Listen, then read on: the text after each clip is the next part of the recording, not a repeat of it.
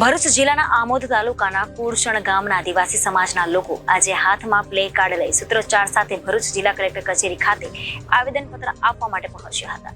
આદિવાસી સમાજના આગેવાનો અને યુવાનોનું જણાવવાનું છે કે તેઓના ગામમાં ગ્રામ પંચાયત તરફથી આદિવાસી સમાજ સાથે અન્યાય થઈ રહ્યો છે।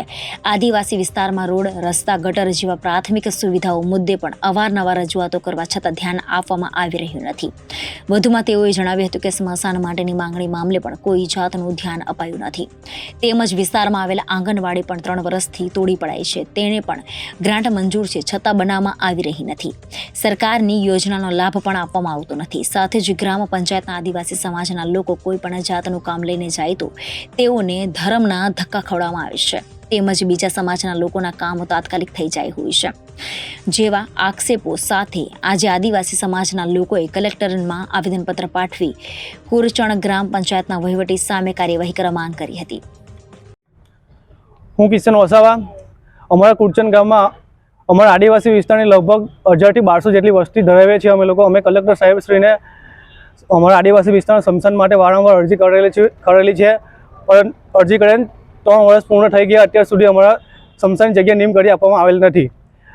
જો હવે 3 મહિનામાં સ્મશાન જગ્યા નિયમ કરી આપવામાં નહીં આવે તો અમે કુરચણ ગામના આદિવાસી સમાજમાં કોઈની બી મૃત્યુ થશે તો અમે કુરચણ ગ્રામ પંચાયત કાઢો અન્ય કોઈ જાહેર સ્થળ લાવીને અગ્નિ સંસ્કાર કરીશું। જોહર જય આદિવાસી। હું રમેશ આર વસાવા। ભારત દેશને આઝાદ થયાને 75 વર્ષ પૂર્ણ થઈ ગયા છતાં પણ કુરચણ ગામના આદિવાસી વિસ્તારમાં વિકાસ થયો નથી। રોડ, રસ્તા, ગટર લાઇન, સ્ટ્રીટ લાઇટના વારંવાર પ્રોબ્લેમ આવે છે। અમે કુરચણ ગ્રામ પંચાયત અને આમોદ તાલુકા પંચાયતની અંદર લેખિત અને મૌખિક અરજી વારંવાર કરેલી છે, પણ અત્યાર સુધીમાં એનું કોઈ નિરાકરણ આવ્યું નથી। કુરચણ ગામના બીજા સમાજની અંદર વિકાસ ગાંડો થયો છે અને આદિવાસી વિસ્તારની અંદર વિકાસ છૂટેલો છે। કુરચણ ગામમાં બીજા સમાજના વિસ્તારની અંદર કોઈ બી પ્રોબ્લેમ આવે તો ત્યાં તાત્કાલિક પ્રોબ્લેમ સોલ્વ કરી દેવામાં આવે છે। અને અમારા આદિવાસી વિસ્તારની વાત કરીએ તો કુરચણ ગામ પંચાયતમાંથી એવું કહેવામાં આવે છે કે ઉપરથી ગ્રાન્ટ આવતી નથી, ગ્રાન્ટ આવશે ત્યારે કરી આપીશું। જો આવું નવું ચાલતું રહ્યું તો અમે આવનારી ગ્રામ પંચાયતની ચૂંટણીનો બહિષ્કાર કરીશું। દિવસ રિપોર્ટર વિરલ ગોહિલ, જનાદેશ ન્યૂઝ, ભરૂચ।